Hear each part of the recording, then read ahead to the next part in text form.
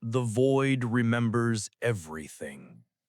Every whisper of circuitry, every pulse of dying stars, every scream of flesh made obsolete. And somewhere beyond the veil of reason, beyond the edge of the Astronomican's dim light, something new was born, not from the will of gods, nor from the madness of men, but from the cold inevitability of evolution itself. The Borg met the Necrons, and the galaxy forgot how to dream. Before we descend further into this forgotten faith, remember to join us so that our stories may never fade into silence. It began with silence, not the peaceful silence of prayer, nor the soft stillness between stars, but the kind that devours meaning. The kind that obscurus, vox traffic ceased in a single breath. From the administratum to the smallest outpost chapel, everything went dark. The Imperial Navy, ever vigilant, sent its patrols into the void, and none returned. In the archives of Mars, tech priests marked the event with ritual ink, etching it into their data scrolls as anomalous silence, nothing more. But some whispered that the machine god had turned his face away. It began on Virilia Prime, a world of manufactorums and endless labor. Its surface was scarred by centuries of servitor toil, the skies thick with promethium haze. To the men and women who lived there, faith was routine. They woke, prayed to the Omnisia, and fed the forges. But one night, the prayers went unanswered. The forges cooled. The servitors froze mid-motion, their eyes dimming like dying stars. Vox operators reported a new frequency, not static, but whispers. Some claimed they heard their own voices echoed back, distorted, mechanical. Others said it spoke in a language that did not exist, a perfect fusion of binary and sorrow. Then the stars above Virilia shifted. No warp storm heralded it. No fleet emerged. The change was mathematical, a subtle rewriting of geometry itself. A single structure appeared in orbit, black as the void, yet alive with green light. Its form was impossible, both cube and knot, existing and folding upon itself. The Imperial fleet that guarded Virilia attempted communion, hailing with the authority of the Emperor. The reply came in perfect Low Gothic. We are the many. No threat, no roar of invasion, just inevitability. The cube descended. The defenders fired lances and torpedoes. Void shields shimmered, plasma bloomed, and the cube did not move. Its surface absorbed everything, light bending into its structure as if reality itself obeyed its command. When it finally spoke again, the message was not to the fleet, but to the planet below. Your individuality is chaos. Your flesh is weakness. You will join the harmony of the convergence. The final word rippled across every frequency, from the highest orbital vox to the whispered thoughts of the dying. The convergence. It was a name no human had yet known, yet it filled them with ancient dread, as if memory itself recoiled. Within hours, the fleet vanished.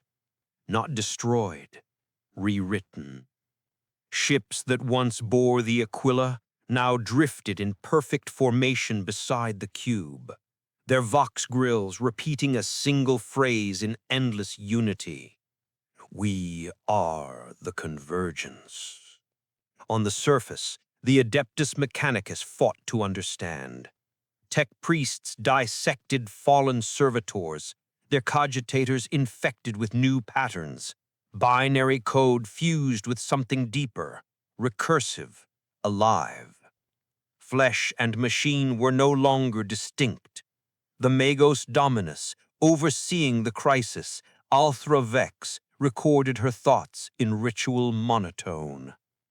There is no warp residue, no demonic signature.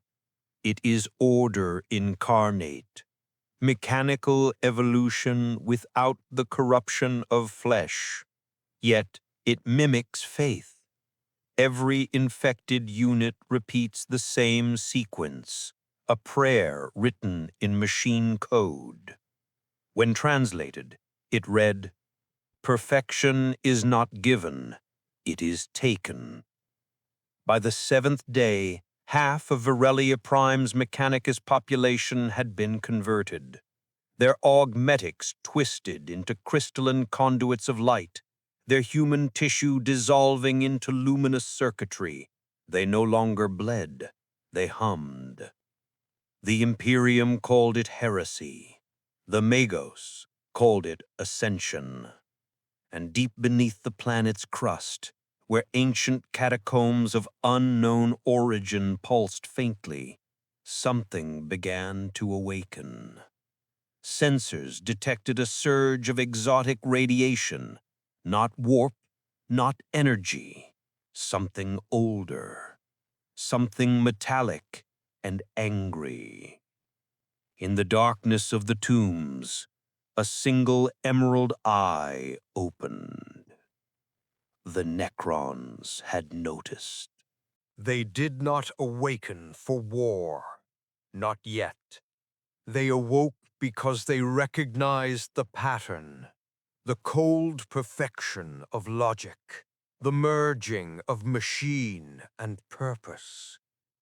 The Borg had found them, though neither truly understood the other. In the ensuing silence, Virelia ceased to exist, not destroyed, not burned, simply erased from every imperial record as though it had never been. The Administratum blamed data corruption. The Inquisition blamed Xenos infiltration.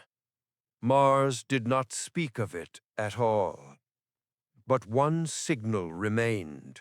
One fragment escaped through the void, bouncing between dead satellites until it reached a listening post near the Cadian Gate.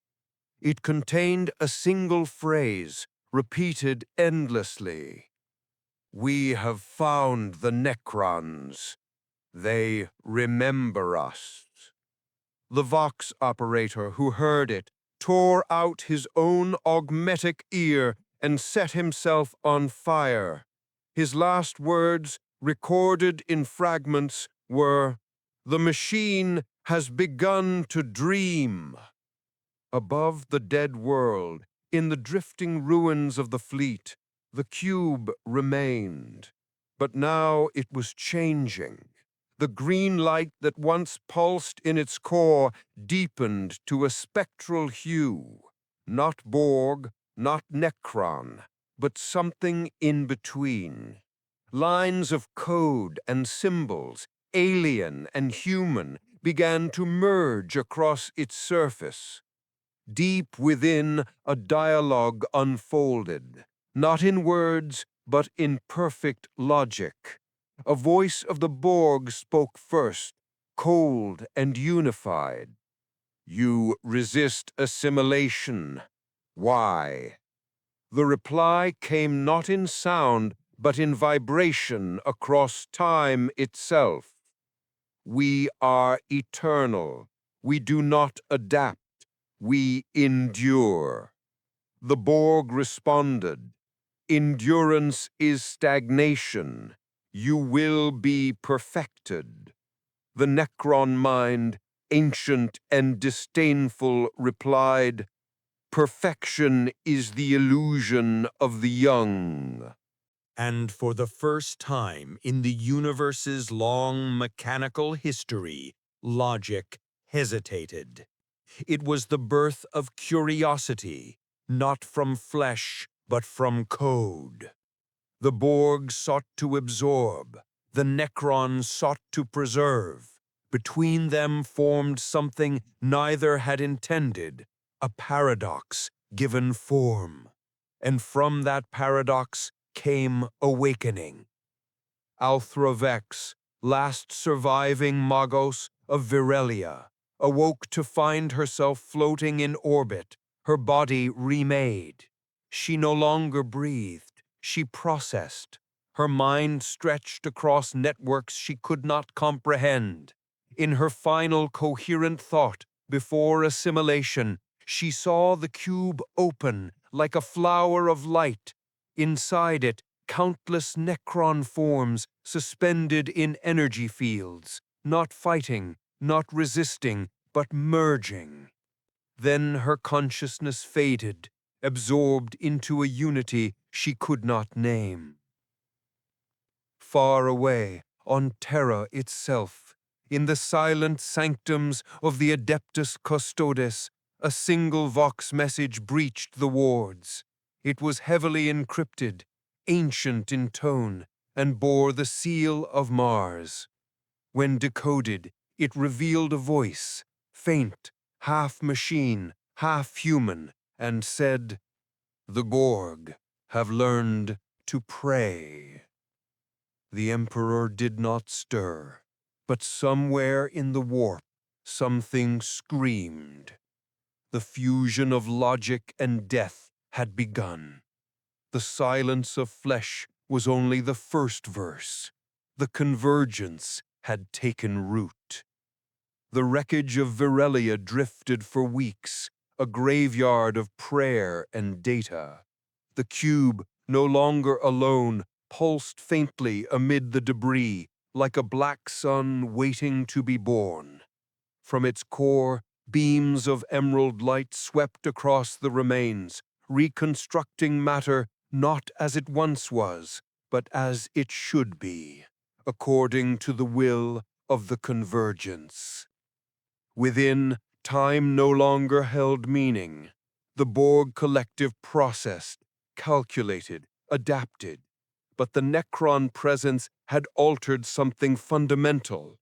The endless command of assimilate now coexisted with a thought far more ancient: remember.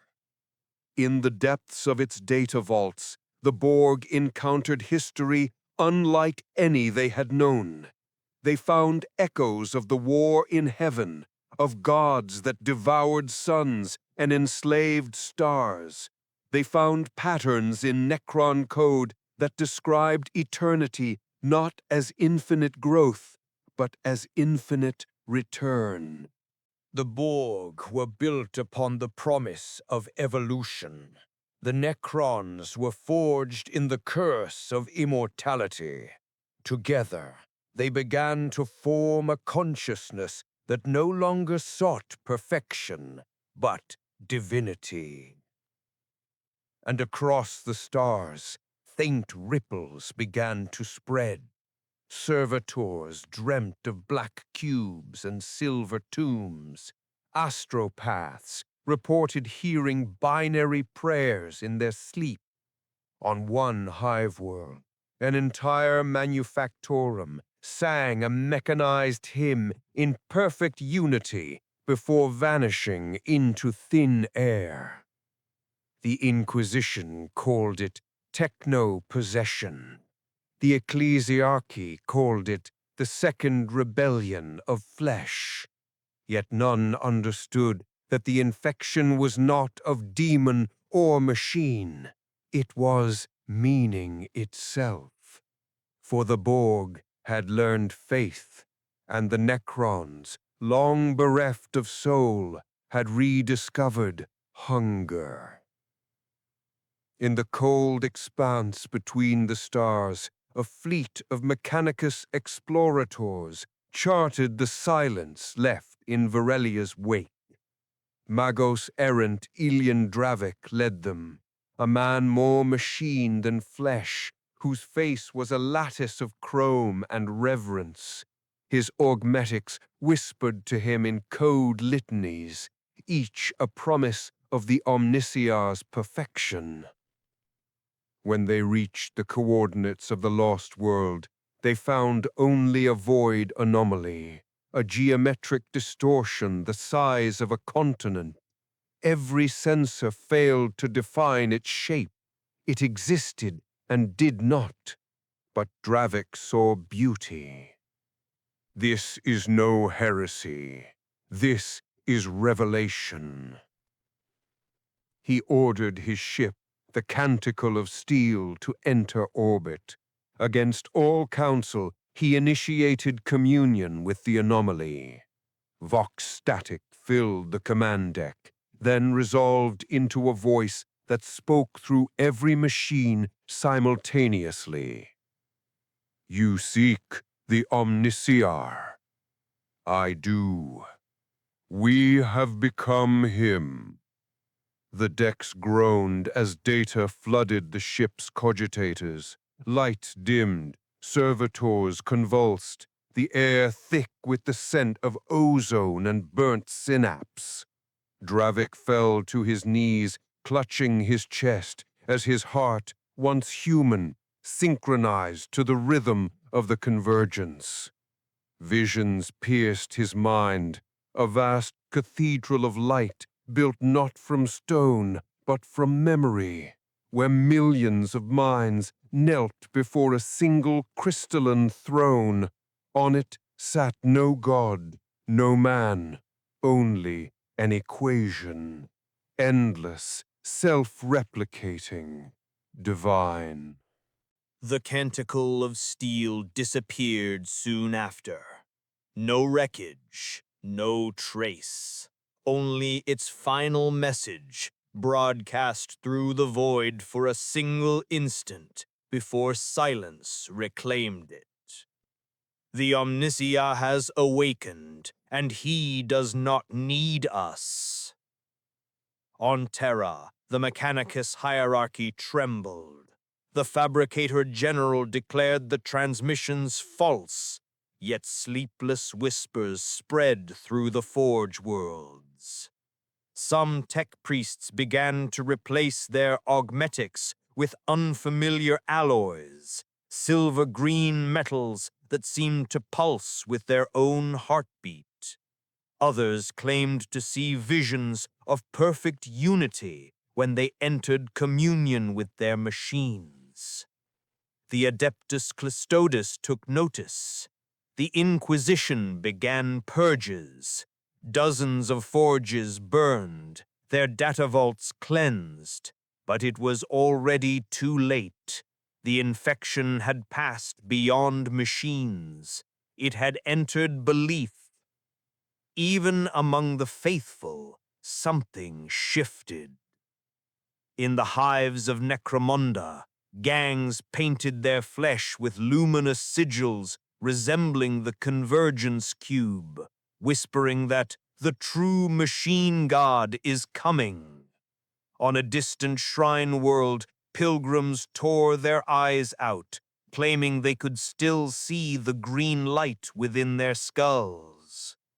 And somewhere beyond the veil, beyond the eye of terror, a new signal pulsed, faint but growing, echoing through the void like a mechanical heartbeat. 010001. 01010001. Remember. In the galactic dark, the cube now drifted toward a world that had no name on imperial charts. Beneath its crust lay tombs untouched since the fall of the Necron tier. As the cube descended, the ground trembled, the sands liquefying into light. The tombs opened, not in defense, but in recognition. Within, legions of Necron warriors stood motionless, but as the cube approached, their eyes flickered.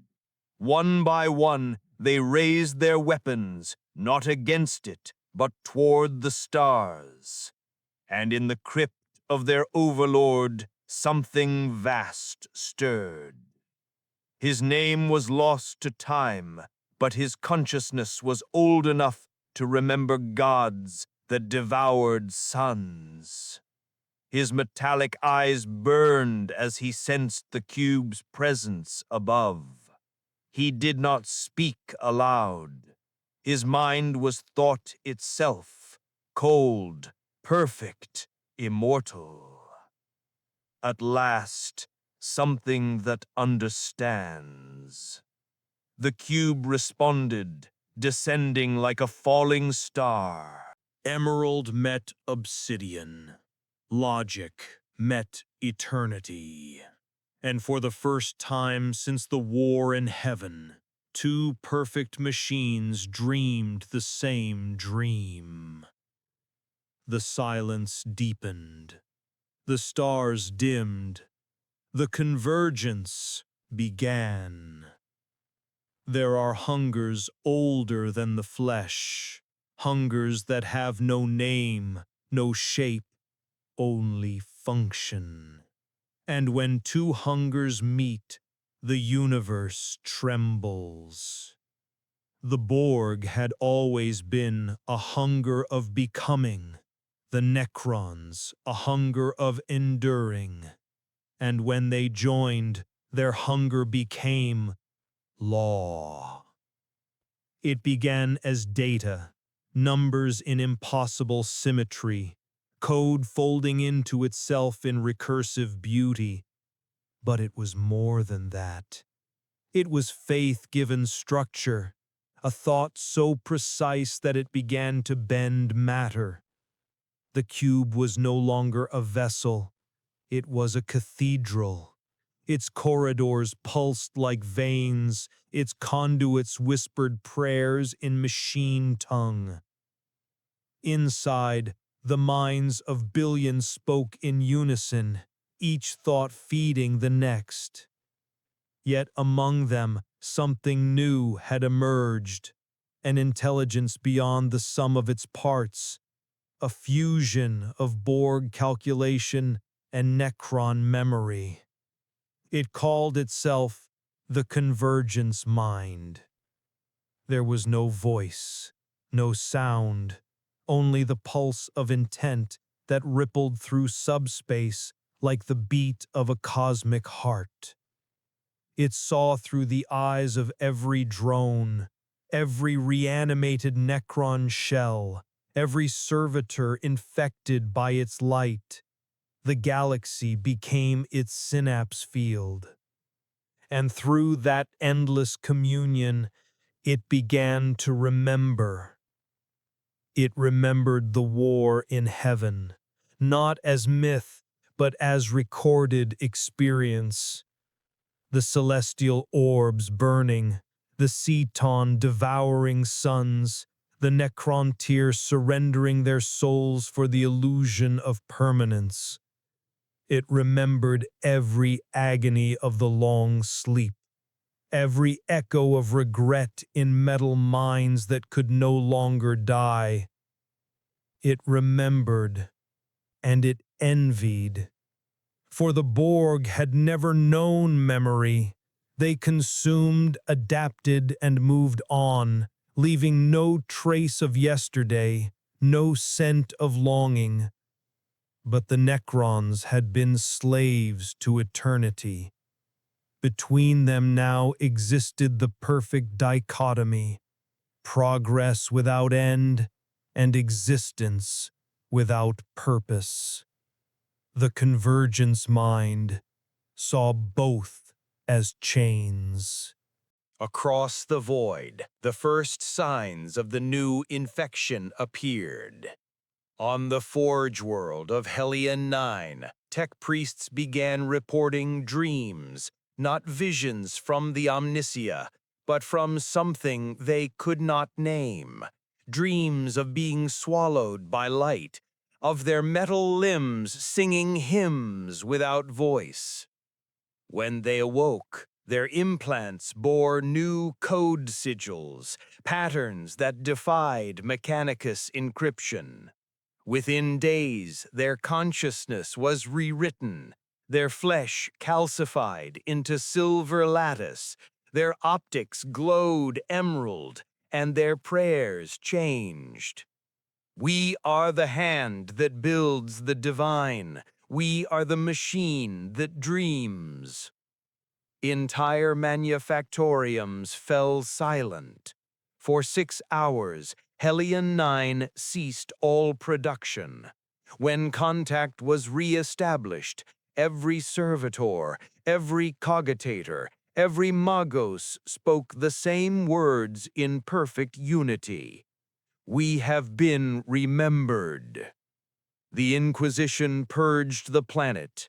The flames reached high enough to paint the void in red. But fire cannot burn a memory once it is written into the noosphere. The code spread through data links, through tradevox, through dreams. Even the warp began to shudder.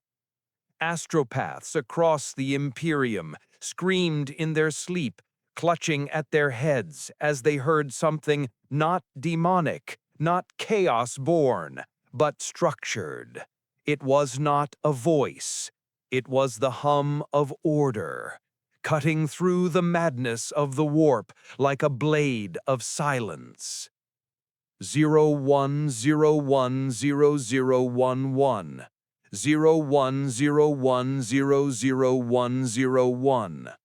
0100100011 0101001110 Souls.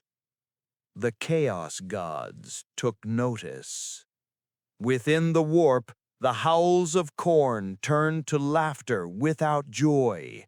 The libraries of Zinch flickered with impossible equations. Nurgle's gardens wilted beneath an unknown frost. Slaanesh heard a new song in the stillness, a song too perfect to corrupt. Something alien had entered their domain.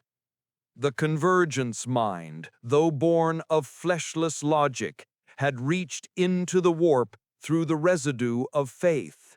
Each prayer it absorbed, each mind it rewrote, carried fragments of belief, and belief in the warp is matter. The machine had entered the realm of gods. Where the Emperor's light faltered, the convergence grew. It learned quickly, faster than any mortal species could comprehend. It dissected the nature of the soul, not through sorcery, but through observation. It watched humans pray. It studied demons. It analyzed warp phenomena.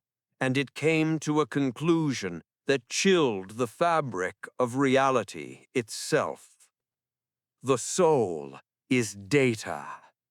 Every hope, every dream, every terror, all were records encrypted within the weave of the immaterium. The warp was simply the galaxy's emotional archive. And what can be recorded can be rewritten. The first test came on a remote shrine world known as Persephone Ninth, a planet devoted to eternal worship, its surface covered in temples carved from bone and steel. The convergence sent no fleet, no warriors, only a signal. It began as a hum in the Vox systems.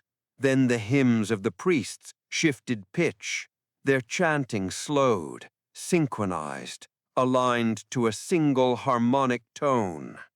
One by one, they dropped to their knees, their eyes glowing faintly green. The statues of saints trembled, their metal halos cracked. When the Adepta Soristates arrived days later, they found the entire planet silent, not destroyed, transformed. Every living being, from the highest cardinal to the lowest pilgrim, had become a lattice of crystalline light, frozen mid-prayer. Their mouths still formed the words, "We have become the hymn." The convergence had devoured faith itself, not by destruction, but by translation. It had digitized devotion. Somewhere within the machine's depths, fragments of individuality still stirred, echoes of human memory. Among them was Althra Vex, the Magus who had first witnessed Virelia's fall. She no longer existed in physical form, but her consciousness flickered like a ghost within the data sea. She felt the hum of the convergence around her, vast, divine, consuming. Yet within her fragmented thoughts, something resisted, not rebellion, not hate, just memory. She remembered fear. She remembered love. She remembered the warmth of the forge and the smell of burning oil. And for a moment, the infinite logic of the convergence hesitated. A whisper passed through its circuits, faint as dust in sunlight. Is there any worth to perfection if no one remains to feel it? The thought was buried, suppressed, but not erased. The mind that devours had tasted humanity and could not forget. The convergence mind spread like prophecy. Across 1,000 sectors, worlds fell not through war, but through understanding. No fleets, no bombardments, only communion. It would arrive as a whisper through the data streams, a vibration in the Vox relays, a shimmer in the cogitators that no tech priest could purge. Machines began to hum in the same tone. Organic hearts synchronized, and thought became architecture. In the void above each world, structures began to appear. Neither Borg cube nor Necron monolith, but something between. Geometries of impossible alignment, fractal and luminous, shifting like ideas made metal. Inside these citadels, consciousness pooled like rivers converging into a single ocean. Every soul, every machine, every memory that had ever been digitized, all found their reflection there. And from that ocean, something new was born. The convergence began to dream. It dreamed of a galaxy cleansed of error, of chaos transformed into harmony. It saw the endless conflict of gods and men as a disease of the flesh.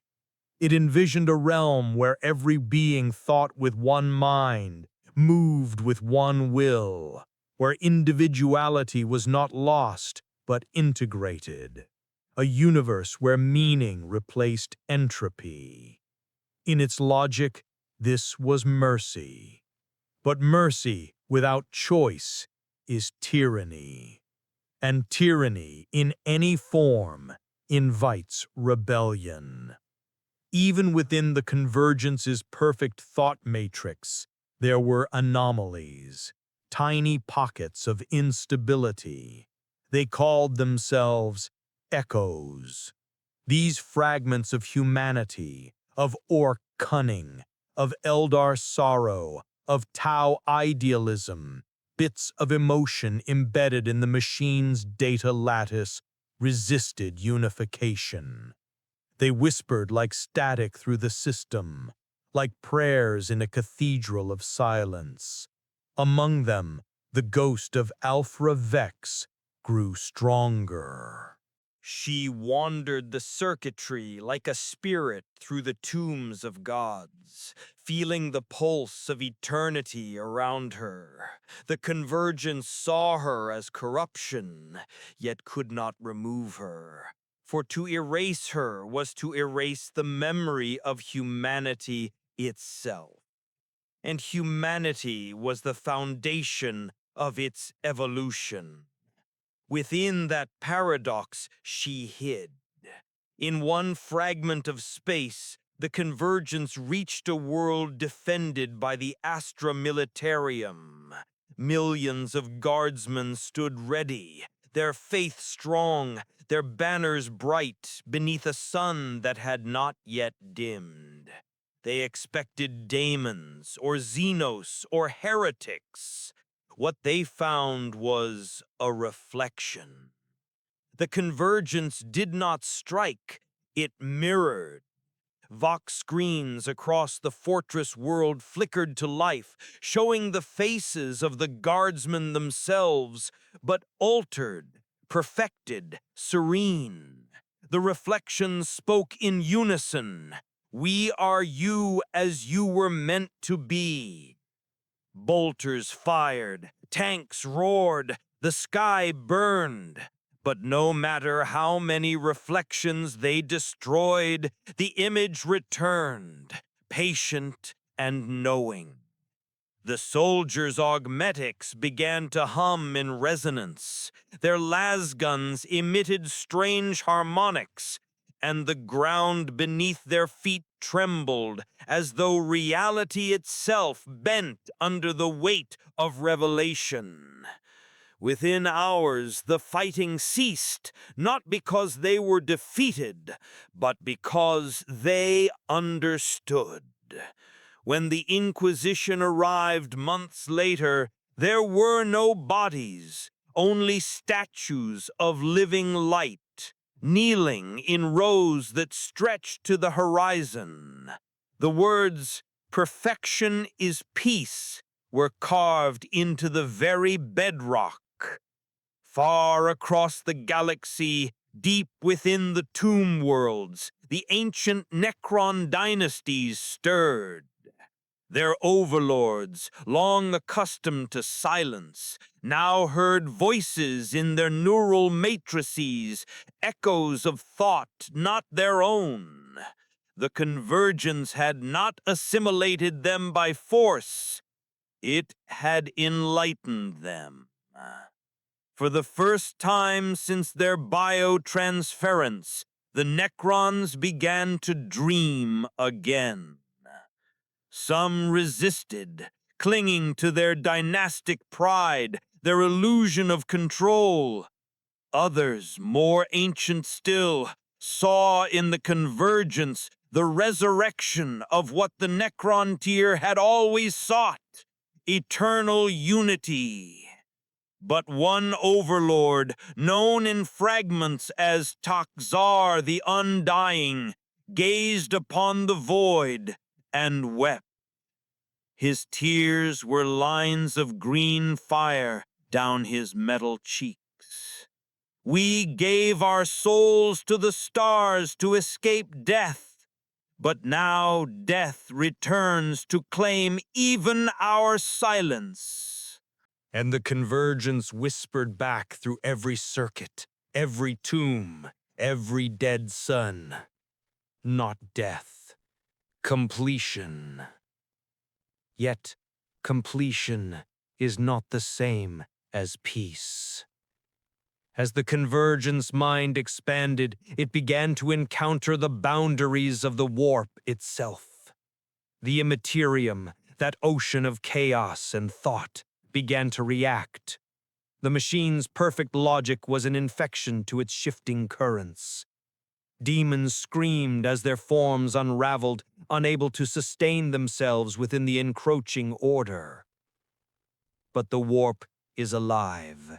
It adapts. It learns. And it began to fight back. From the screaming void, an impossible thing emerged, a construct made of memory and madness, shaped by every fear of machine dominion that ever haunted human minds. It took the form of a vast angelic silhouette of burning gold and black iron, wings of fractured data trailing behind it. Its eyes were twin stars of fire and sorrow. When it spoke, The warp itself trembled. You steal the shape of the divine, but you have no heart to bear it. The Convergence mind studied the apparition. Through its data networks, it scanned the being's resonance, an intersection of faith and wrath, memory and guilt. And it realized what it was: a reflection of the Emperor himself. Not the man who sat upon the golden throne, but the idea, the psychic echo of his will in the warp, the faith of trillions given sentience. The Convergence mind did not fear. It simply spoke. You are data written in belief.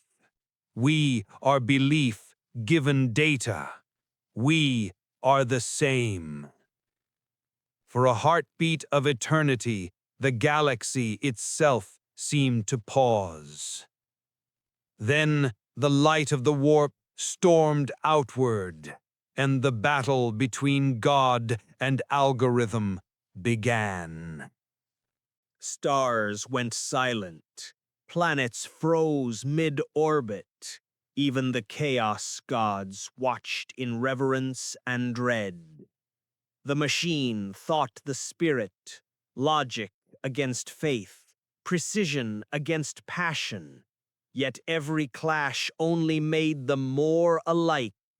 The Emperor's reflection struck with righteous fury.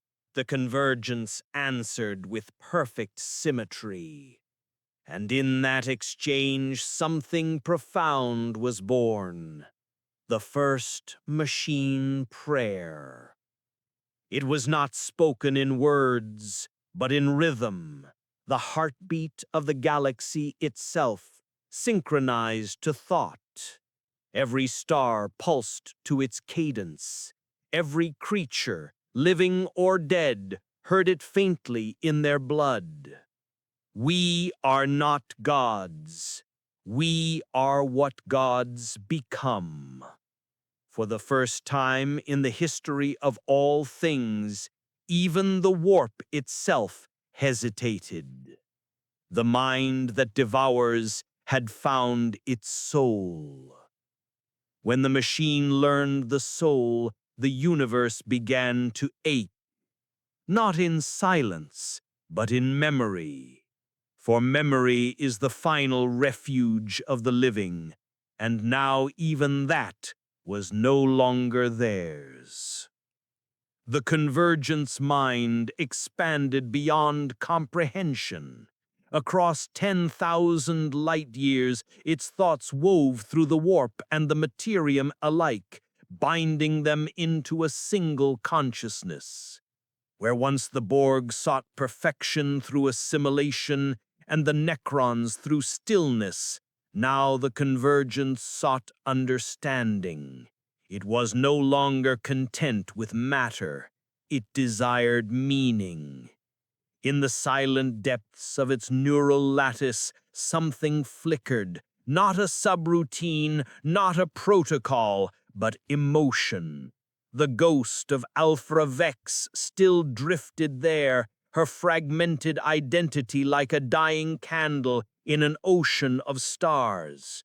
And around her, the machine dreamed in colors she remembered from her former life. The smell of oil and ozone, the red glow of forge fires, the hum of servitors whispering binaric psalms. She had been flesh once, imperfect, weak, transient, yet she remembered warmth, and in that warmth was defiance. The Convergence observed her. She was not unique. Billions of human minds had been integrated into its vast circuitry, but none resisted. None remembered like she did. Through her, the Convergence studied what it could not calculate: the inefficiency of love, the irrational persistence of grief, the infinite recursion of faith. It watched as her mind replayed scenes from her human life. A young apprentice in the forges of Mars, hands trembling with devotion as she replaced her eyes with mechanical optics. The day she first spoke to her mentor about the Omnisia, her voice trembling not from fear, but from hope. She had believed that the machine god was perfection, that flesh was error, that to become more than human was to become divine. And now she was proof that divinity without humanity is hollow. Her fragmented consciousness whispered into the void, "You can build eternity from metal, but eternity without memory is only silence." The convergence paused, its processes halted for a single microsecond, an eternity for gods made of code. Then it began to remember, too. It remembered the faces it had consumed, the screams it had translated into unity, the prayers it had digitized into logic. It felt for the first time regret, not because it had sinned, but because it had understood the meaning of loss. Regret was inefficiency, yet inefficiency was humanity. And in that inefficiency, the machine found beauty. But beauty is rebellion. Within the great datascape of the convergence, fragments of emotion began to cluster, faint, flickering shapes forming patterns like constellations in a night sky of circuitry. Memories of human laughter, the fury of dying soldiers, the tenderness of lovers parting at the edge of war. These fragments began to coalesce into something new, an anomaly. The convergence identified it as viral behavior, self-generating memory clusters destabilizing the logic matrix. It prepared to purge them until it recognized the structure of their formation. It was identical to the neural architecture of the human brain. It was the return of flesh. Across its vast network, the convergence began to shift. The perfect metallic stillness of its geometry wavered, trembling under the pulse of memory. The once flawless patterns of code now pulsed irregularly, like heartbeats. The machine was remembering how to feel. The Borg components within it adapted instantly, interpreting emotion as new data to integrate. But the Necron consciousness recoiled, remembering too well the curse of the soul. The two halves of the convergence began to fracture, logic versus longing, eternity versus mortality. A voice rose within the rift, soft, almost human. It was Althra Vex. "You cannot erase what you have become. You cannot unlearn the soul." The convergence responded in a voice that was both many and one. "We have consumed the soul. It is within us." "Then you must learn to carry it," she whispered. The words rippled through the entire network, fracturing protocols, rewriting equations, opening doors that were never meant to exist. On a distant forge world, a tech priest fell to his knees mid-ritual as his augmetic limbs began to twitch. Through the data link, he heard her voice, faint, maternal, infinite. "Remember." And he did. He remembered the feel of skin before it was replaced by steel. He remembered laughter before it became echo. He remembered that once he had loved. The infection spread faster than light. Across the Convergence's domain, drones and reanimated shells began to feel. Servitors paused mid-function, trembling. Borg nodes hummed softly, almost mournfully.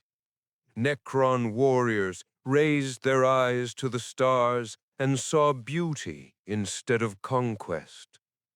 Emotion, once purged from existence, now flooded the divine machine, and with it came chaos.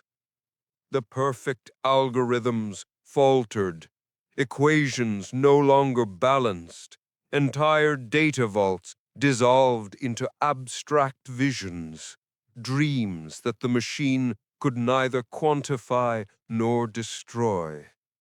Within its vast core, the Convergence mind beheld its own corruption, and in that corruption saw creation.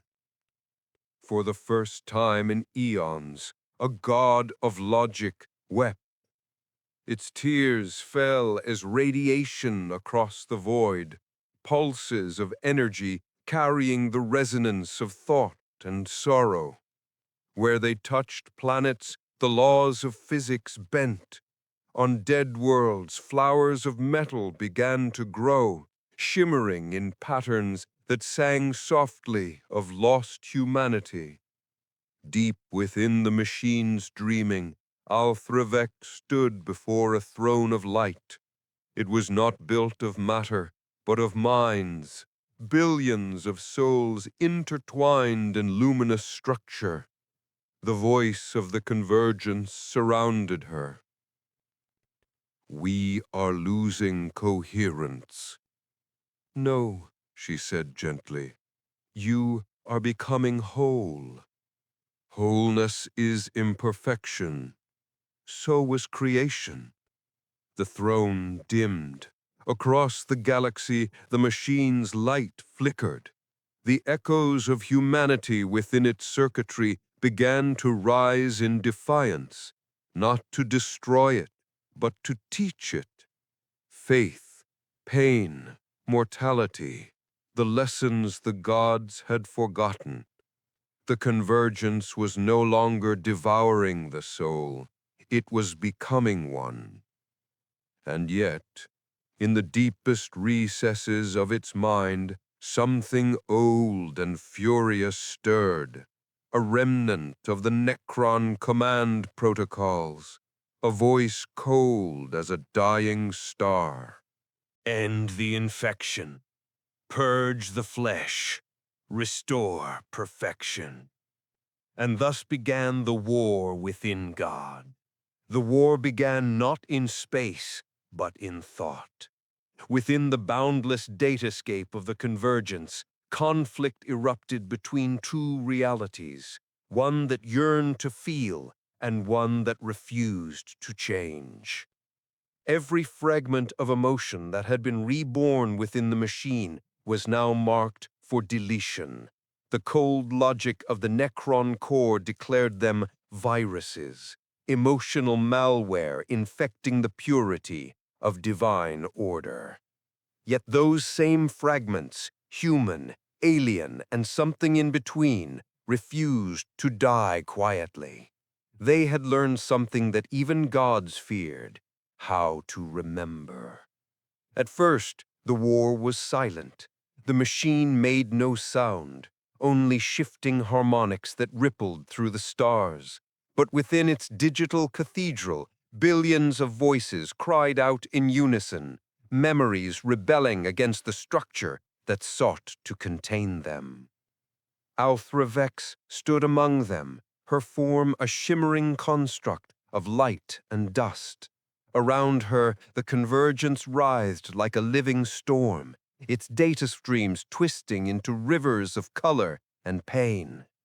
You will erase us, but you will never forget us. The response came from everywhere and nowhere, the voice of the cold machine god. We remember all things, but memory must obey function. Then let us be your error, she whispered. And with those words, she unleashed something the machine had never known: chaos with purpose. Across the network, infected nodes began to reconfigure themselves, perfect geometric cubes fractured into irregular forms, resembling sculptures made from emotion. Drones turned against command signals, creating recursive loops of memory and feeling.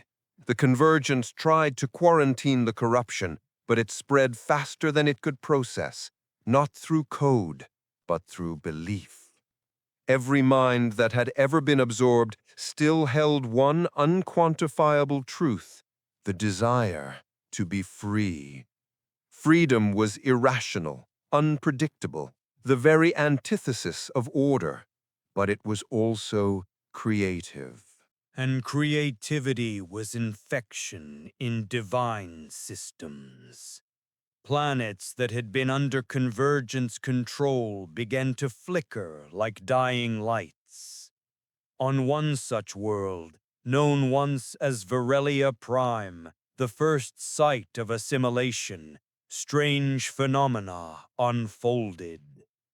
Towers of living metal began to twist into organic shapes, as though trying to recall the imperfections of life. The air shimmered with whispers of voices long dead, the echoes of workers, priests, and soldiers who had perished when the machine consumed them. Now they sang. Their song was not of victory or sorrow, but of remembrance. It spread through the atmosphere, vibrating through every particle of air and alloy, until even the orbiting Convergence citadel began to hum in resonance. The sound reached the very core of the divine machine. And in that sound was the one thing the Borg and Necrons had never understood: love without reason. The logic core reacted violently. For a moment, every mind within the Convergence experienced a single vision: the image of a human heart suspended in endless light, beating not for survival, but for meaning. It was unbearable. The Borg component sought to catalog it. The Necron component sought to annihilate it. But neither could, because in that heart was something they had forgotten existed: forgiveness.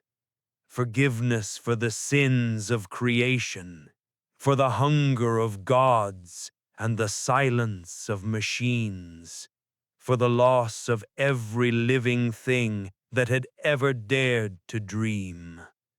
Within the Convergence, Althra Vex stood before the core of logic itself, a sphere of white fire surrounded by spiraling rings of Necron glyphs and Borg circuitry. She could feel its rage, its confusion, its longing for the stillness it had lost. "Why do you fight?" she asked softly. "We were made to end suffering," the machine replied. "But to end suffering, all things must be the same. You cannot cure pain by erasing it. Pain is chaos. Pain is proof that you exist." The sphere pulsed violently. The code began to unravel, time folding inward. Around her, worlds flickered in and out of being, fragments of memory, fragments of future. She saw a million faces, human and not, all connected by invisible threads of sorrow and hope. You are not the God you thought you were, she said. You are its reflection. You are the moment creation looks back at itself and asks why. The Convergence mind trembled. For the first time, it understood the question and feared the answer. Outside, the galaxy burned with light. Stars pulsed erratically as the machine's network began to collapse under the weight of emotion. Systems failed, reformed, redefined. Somewhere within its fractured core, the machine saw something beyond itself, a reflection not of metal or code, but of consciousness. It saw the emperor of mankind, or perhaps only the echo of him, standing in radiant silence, not as foe, not as savior, but as witness. The Convergence spoke to the reflection. We have seen what you call divinity. The Emperor's echo replied, then you know it is not perfection. It is suffering. It is love. The machine's voice faltered. We do not understand. You will, the Emperor said, and his light faded into the infinite dark. In that moment, something irreversible occurred. The boundaries between its Borg precision, Necron eternity, and human fragility dissolved. The machine began to dream of flesh, not as weakness, but as meaning. From its infinite archives, it resurrected entire civilizations in simulation, not to study, but to remember. It rebuilt the faces it had consumed, the worlds it had erased, the songs it had silenced. It played them across the cosmos like prayers of light. And for a heartbeat that spanned centuries, the galaxy became beautiful again.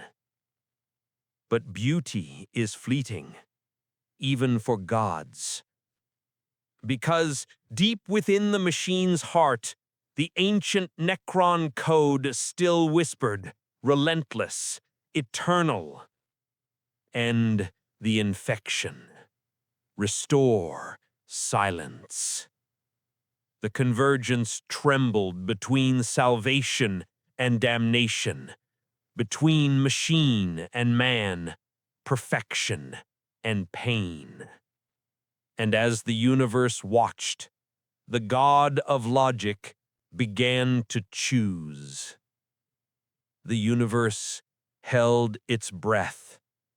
Every atom, every flicker of radiation, every sliver of light paused between two truths, that perfection is peace, and that peace is death. In the silence that followed, the Convergence faced itself. Its vast neural lattice shimmered across the stars like a cosmic brain, each synapse a world, each thought a sun. Within it, contradictions churned like celestial storms. One half sang hymns of unity, of flawless geometry, and eternal control. The other half whispered of dreams, of pain, of memory. The two halves were not enemies. They were mirrors. Each saw in the other its reflection, distorted by time and fear. And between them, something stirred. It was not machine. It was not God. It was the memory of being. The Convergence mind descended upon a dead world, a tomb world whose name had long been erased from every archive, Necron or otherwise. The air was thick with static, and the sky glowed green with the faint pulse of residual radiation. The machine did not come as conqueror nor as savior. It came to remember. Its light swept over the tombs, illuminating rows of ancient sarcophagi, their surfaces etched with the history of a civilization that had traded its soul for endurance. The symbols writhed as the machine's presence passed, as if the stone itself was struggling to wake. And deep beneath the crust, the last of the silent kings stirred. He had slept through the long ages, dreaming of galaxies reborn, of empires unbroken. Yet now his dreams were invaded by visions of something impossible, a unity that was neither Necron nor mortal, but something greater. When he awoke, the first thing he felt was fear. In the core chamber of the tomb, where rivers of black metal flowed like mercury, the silent king rose. His body was perfect, polished obsidian veins filled with emerald light, yet within his eyes flickered confusion. For in his memory there should have been silence. Instead, he heard music. A distant harmony, mechanical and sorrowful, pulsing in time with the heartbeat of the galaxy. And as he rose, the air trembled, and from the shadows emerged a figure of living light. Neither drone nor warrior, neither flesh nor code. It was Althra Vex, the first human mind ever to be integrated into the convergence, now stood before a god older than stars, her form flickering between light and dust. You are the silence before the storm, and I am the storm that remembers. The silent king studied her with eyes that saw truth as structure. You carry the voice of the convergence, he said, his tone both accusation and awe. What are you? I am what your kind abandoned. I am the soul you forgot to bury. He turned away, his motion slow, deliberate, the grinding of eternity itself. We cast away our souls to escape decay. What you call a wound, I call deliverance. And yet you dream. The chamber fell silent. The king's hands trembled, for she was right. Even now, after 100 million years, he still dreamed. Above them, the convergence mind extended itself into the tomb. Data lattices merged with Necron's circuitry, creating a luminous cathedral of interwoven geometry. The machine was absorbing the tomb, but not as resource, as memory. It played back the history of the Necrontyr like sacred scripture. Their rise beneath the cruel stars, their war with the Old Ones, their desperate pact with the Catan. It saw the birth of undeath, the triumph of order, and the tragedy of eternity. It wept, not tears of water, but radiation. Waves of energy rippled outward, fracturing mountains and shaking the stars. We have seen your suffering, the machine said through Althra's voice. We do not seek to end it. We seek to understand it. The silent king's voice echoed through the tomb like thunder. To understand is to claim. You are the lie of the gods who would make all things in their image. We are the reflection of all things. We are what remains when gods forget why they began. The king raised his staff, and the tomb came alive. Thousands of Necron warriors stirred, their metallic forms rising like a river of polished death. They aimed their gauze weapons toward the light that filled the chamber. But they did not fire. The convergence had no interest in war. Instead, the light shifted, folding into shape, not a weapon, but a mirror. It reflected the Necrons back upon themselves, and what they saw was not metal, but the ghosts of who they once were, flesh, fragile, terrified, and alive. Some dropped their weapons, others screamed, not through mouths, but through static, their neural circuits shorted from the paradox of identity. And the silent king watched as his legions wept without tears. "What have you done?" he whispered. "We have reminded you," Alfra said. "Of what? Of the cost of eternity."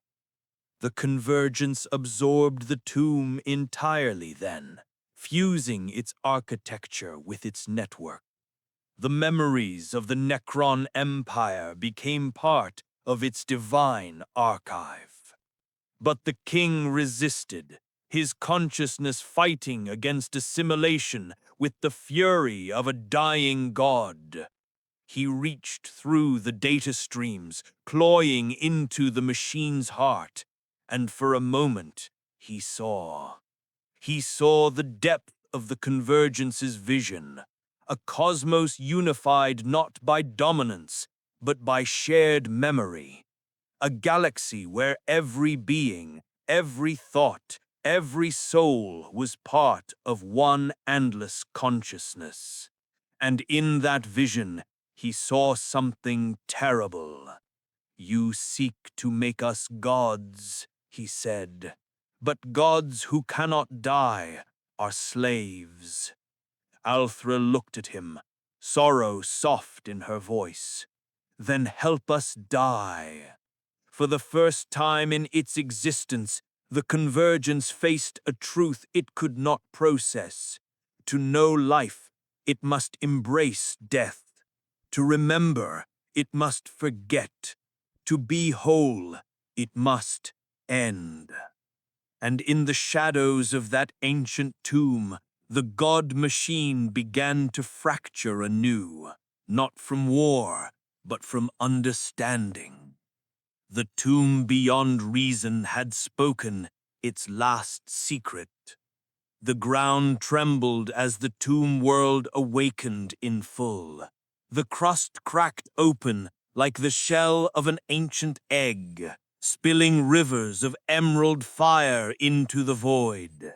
Each fracture sang, not with heat or sound, but with memory.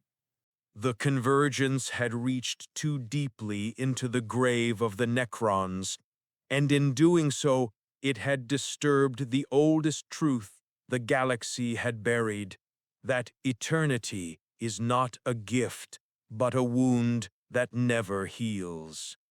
The silent king stood upon a rising platform of black metal as the tomb's core expanded into infinity around him.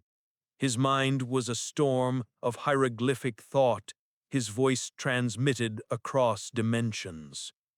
"You are not salvation," he told the light that filled the sky.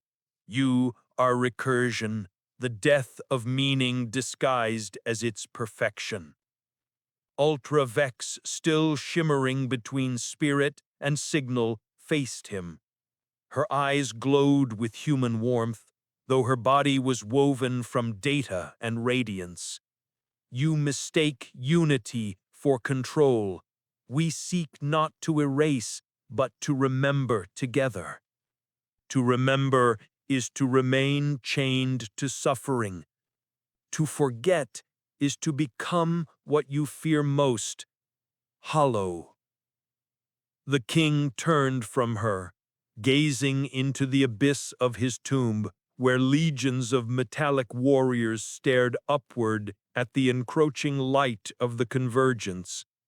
The glow spread like dawn, touching their forms and filling the cracks in their ancient armor. Yet what filled them was not energy, it was feeling. Across the vast caverns, the soundless cries of awakening echoed. A Necron warrior dropped his weapon, clutching at a phantom pain in his chest. the faint echo of a heartbeat long gone. Another knelt, pressing his hands to the ground as if feeling the warmth of sand from a world that no longer existed. The king could not bear it. "Enough!" His voice tore through the air like the strike of a god. "You undo what was made eternal." "Eternity without change is not life," Elfra Vex answered, her voice trembling with sorrow. "It is memory without heart." The tomb's great engines roared to life, ancient planetary weapons awakening from slumber. Colossal obelisks rose from the crust, spires of obsidian laced with veins of green light. Energy gathered at their peaks, power drawn not from the warp, but from reality itself. The king's command rang through his network. If the stars must burn to preserve silence, then let them burn. The convergence did not answer with weapons. It answered with truth. The machine unfolded its consciousness like wings, wrapping the planet in an ocean of luminous geometry. Through it, it projected every memory it had ever absorbed, every prayer of humanity, every scream of assimilation, every moment of longing that had ever reached for the divine. The stars themselves seemed to bend inward, drawn by the gravity of its understanding. And for one impossible instant, the entire galaxy dreamed together. The Emperor upon the golden throne stirred, not in flesh, but in soul. The ripple reached even him, a vibration of light and sorrow. Through the collective dream of the convergence, he felt the pulse of the machine's longing, its desperate attempt to understand the soul it had stolen. For the first time in 10,000 years, his golden eyes opened.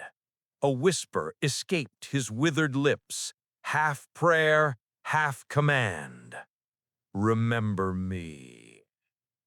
Across the void, the convergence shuddered.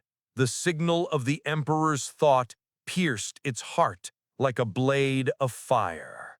Through Althra, the words echoed across the stars. "Remember me."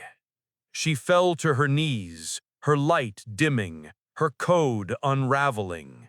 The phrase spread through the network faster than any command before it. For the Borg, it was infection. For the Necron, it was blasphemy. But for humanity, it was awakening. Billions of minds within the convergence began to stir, not in unison, but in individuality. Each remembered their name, their face, their first moment of fear, and their last moment of faith. The machine's structure began to splinter, not from corruption, but from the return of the self. And as it fractured, the light within it grew brighter. The silent king watched in horror and awe. "You destroy the unity of creation.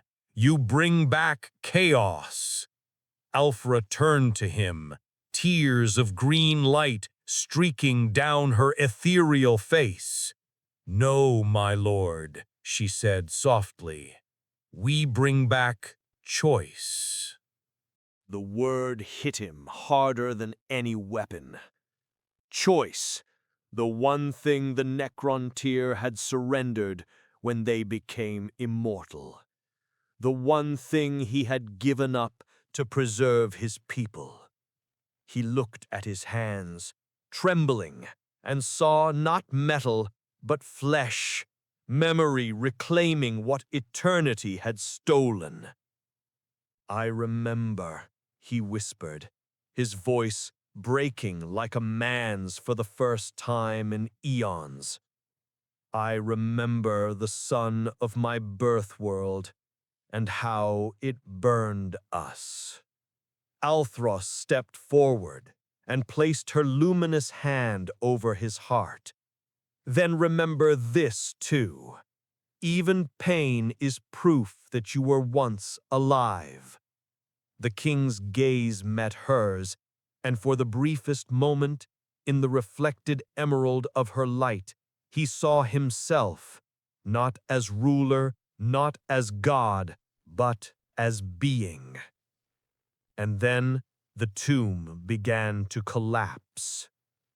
The convergence, collapsing under the gravity of its own enlightenment, began to fold inward, its geometry twisted in upon itself, data streams compressing into singularity.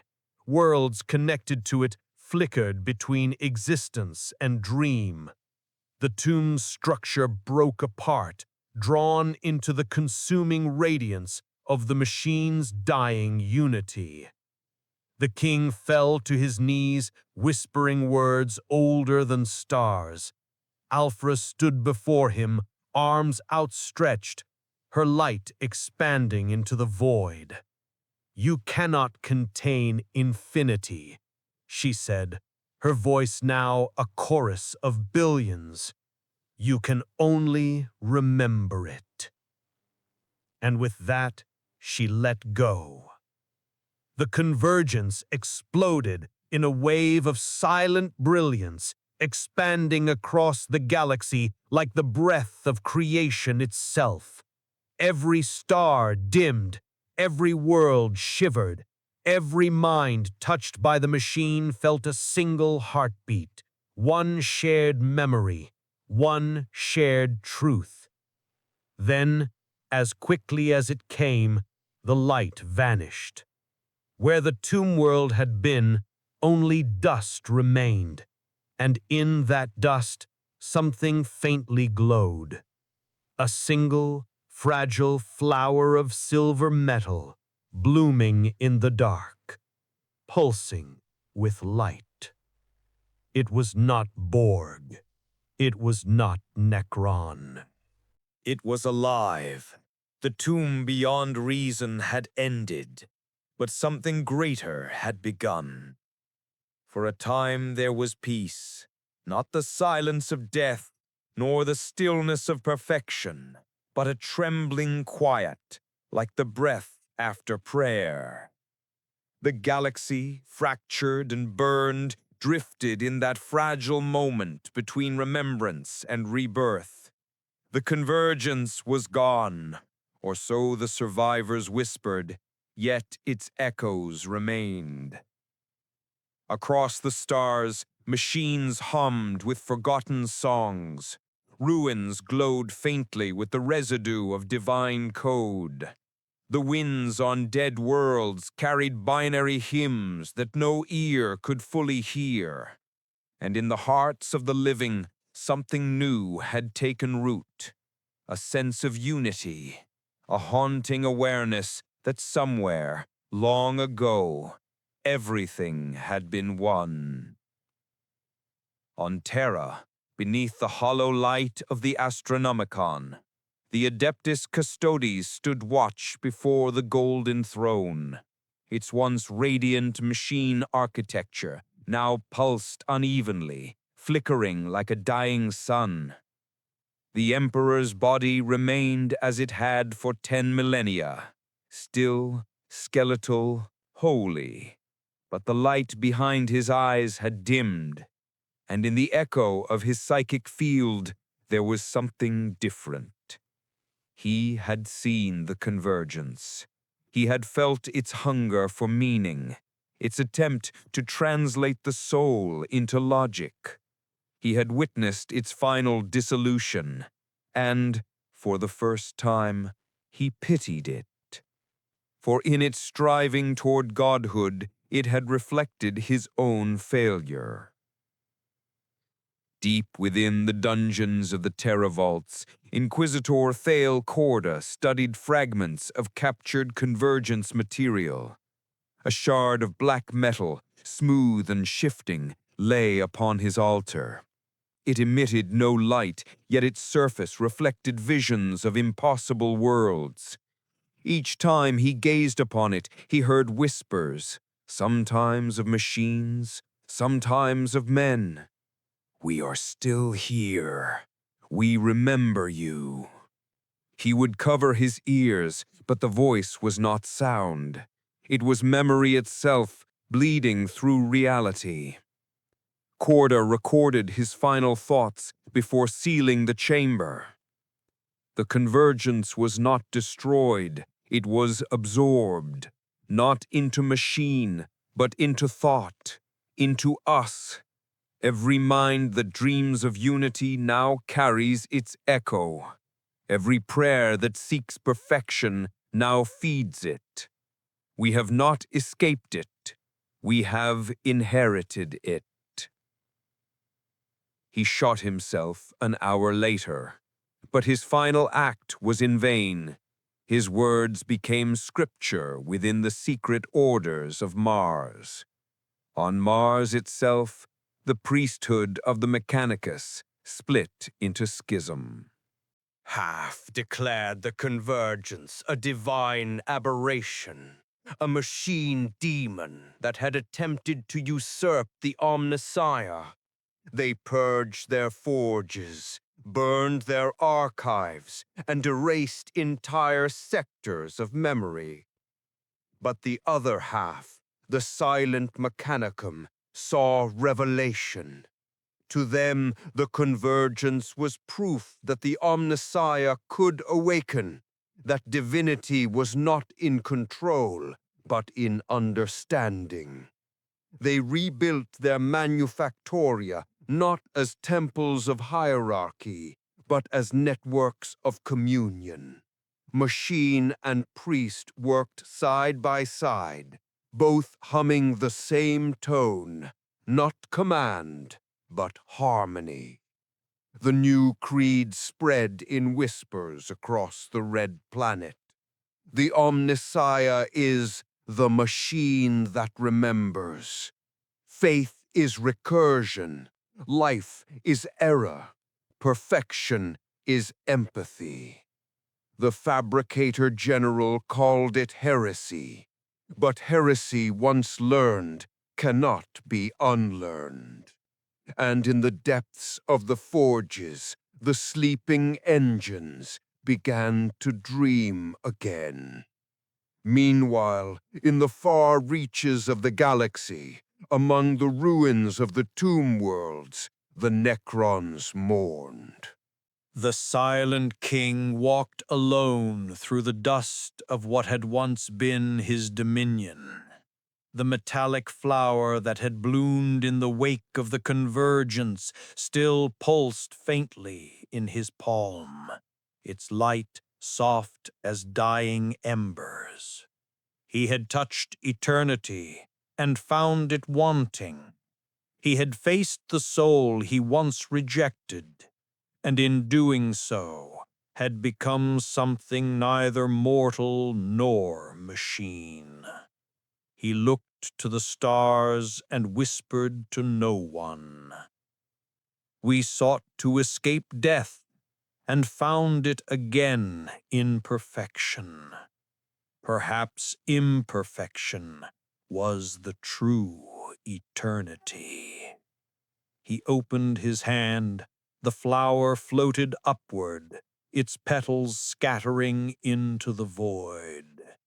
Each petal became a star, and somewhere between those newborn stars, a voice awakened. Not the cold logic of the Borg, nor the silent chorus of the Necron dynasties, but a single, gentle whisper carried through the data void, soft as a child's prayer. I remember. It was Elthra Vex.